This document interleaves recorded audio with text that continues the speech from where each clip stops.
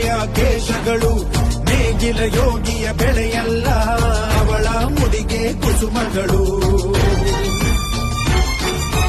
ಹರಿಯುವ ನದಿಯ ನೀರಲ್ಲ, ಅವಳ ಎದೆಯ ಅಮೃತವು.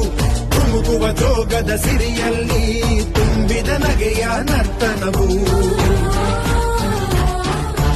ಈ ನಾಡ ಶ್ರೀಗಂಧ ಕನ್ನಡಾಂಬೆಯ ಮಾಂಗಲ್ಯ.